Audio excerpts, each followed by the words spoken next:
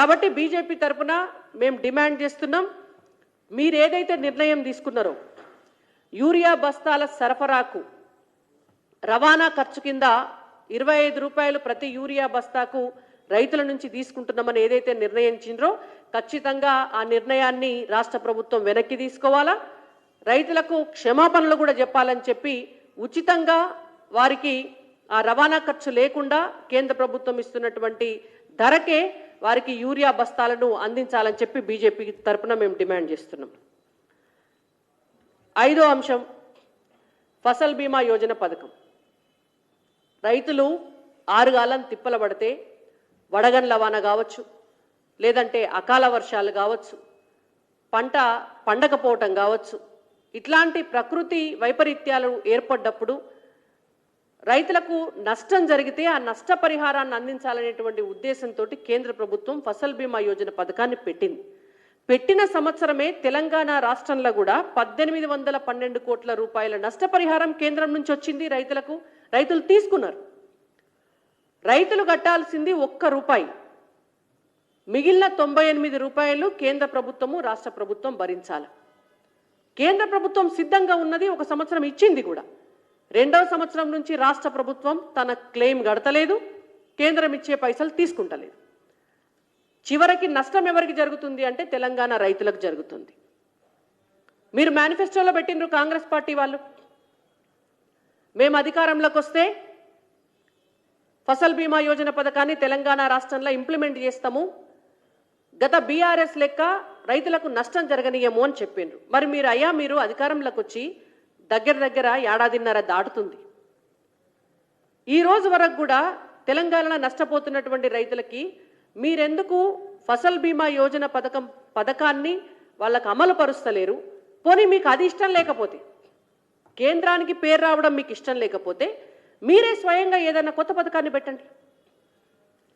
పెట్టి అట్లనన్నా రైతులకు మేలు చేయాలని చెప్పి మేము డిమాండ్ చేస్తున్నాం.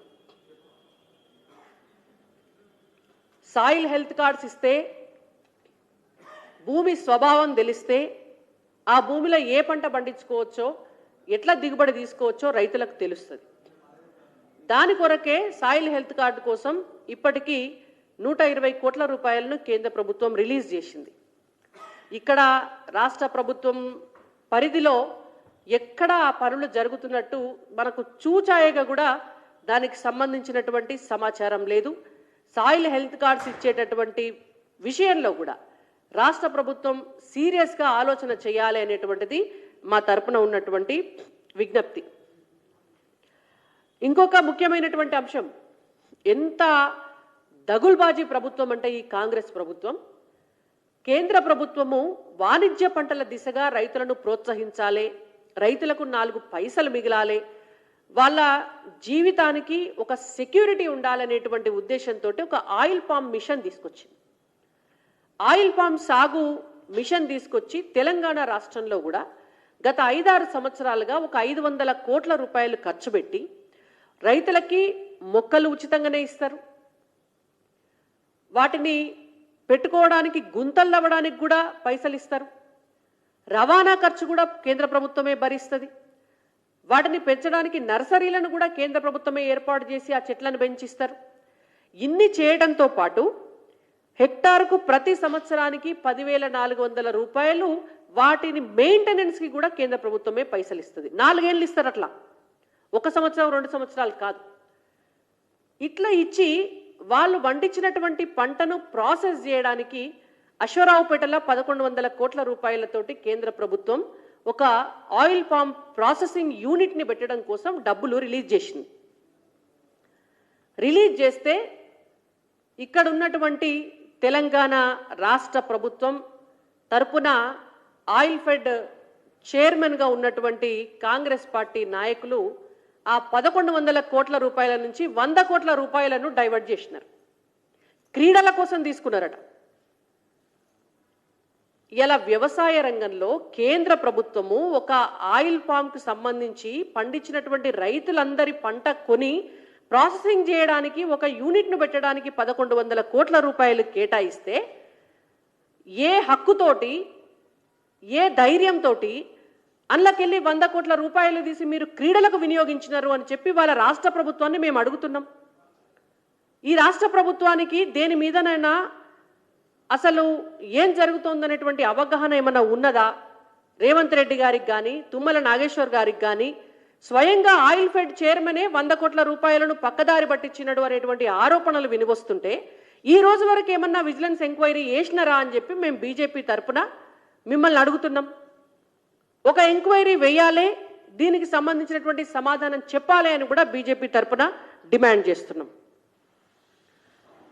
ఆయిల్ పామ్ మిషన్తో పాటు నేషనల్ బ్యాంబూ మిషన్, ఇంకా గొర్రెలు మేకల పెంపకము, బర్ల పెంపకము, ఫిషరీసు, ఇలాంటి వాటి వల్ల రైతులందరికీ కూడా లాభం జరగాలని చెప్పి అనేక ప్రాజెక్టులు తీసుకొచ్చి దాదాపు కొన్ని వేల కోట్ల రూపాయలను కూడా తెలంగాణ రైతుల కోసం ఏర్పాటు చేయడం జరిగింది. 135 కోట్ల రూపాయలతోటి కొండా లక్ష్మణ్ బాపూజీ తెలంగాణ విశ్వవిద్యాలయం ఏర్పాటు చేయడం జరిగింది. దాదాపు ఒక 1200 కోట్ల రూపాయలతోటి రకరకాల ప్రాజెక్ట్స్, తెలంగాణ రాష్ట్ర వ్యవసాయ ఆధారిత ప్రాజెక్ట్స్ను నిర్మించడం జరిగింది. ఇట్లా 2 లక్షల పైచిలుకు కోట్లు తెలంగాణ రైతుల కోసం కేంద్ర ప్రభుత్వం ఇవాళ ఖర్చు పెడుతుంటే తెలంగాణ రాష్ట్ర ప్రభుత్వం మాత్రం ఆరుగాలం కష్టపడ్డటువంటి రైతుల కన్నీళ్లు చూస్తుంది, మోసం చేస్తుందే తప్ప వాళ్ళని ఆదుకునే దిశగా ఎట్లాంటి చర్యలు కూడా తీసుకుంటలేదు. అందుకే బీజేపీ తరఫున మా ప్రధానమైనటువంటి డిమాండ్స్, మీరు రైతులకు బాకీ ఉన్న రైతు భరోసా పైసలు వేయాలా, రైతు కూలీలకు రైతు భరోసా పైసలు వేయాలా, కౌలు రైతులకు రైతు భరోసా పైసలు వేయాలా, ఆయిల్ పామ్ మిషన్లో పక్కదారి పట్టిన 100 కోట్ల రూపాయల పైన ఎంక్వైరీ చేయాల్సినటువంటి అవసరం ఉన్నది. వాటితో పాటుగా ఇందాక నేను చెప్పినటువంటి మరిన్ని అంశాల మీద కూడా మీరు ఇచ్చినటువంటి ప్రతి హామీ నెరవేర్చాలా. యూరియా బస్తాకు ఒక్క బస్తాకు 25 రూపాయల చొప్పున మీరు వసూలు చేస్తున్నటువంటి రవాణా ఛార్జీలు ఏవైతే ఉన్నాయో అవి కూడా వెంటనే రద్దు చేసి ఉచితంగా రైతులకు యూరియాని సరఫరా చేయాలని చెప్పి బీజేపీ తరఫున డిమాండ్ చేస్తున్నాం. అదేవిధంగా ఎల్లుండి పసుపు బోర్డు కార్యాలయాన్ని ప్రారంభించడానికి అమిత్ షా గారు రాబోతున్న నేపథ్యంలో తెలంగాణ రైతాంగం అంతా కూడా ఒక పండగలాగా ఆ కార్యక్రమానికి హాజరై తెలంగాణ రైతుల పక్షాన కేంద్ర ప్రభుత్వానికి మనం కూడా ధన్యవాదాలు తెలియజేయాల్సినటువంటి అవసరం ఉంది. వారికి ఆ మద్దతును మనం తెలియజేయాల్సినటువంటి అవసరం ఉంది. కాబట్టి బీజేపీ తెలంగాణ రాష్ట్ర శాఖ తరపున తెలంగాణ రైతాంగానికి అందరికీ కూడా మేము ఆహ్వానం తెలియజేస్తున్నాం. ధన్యవాదాలు.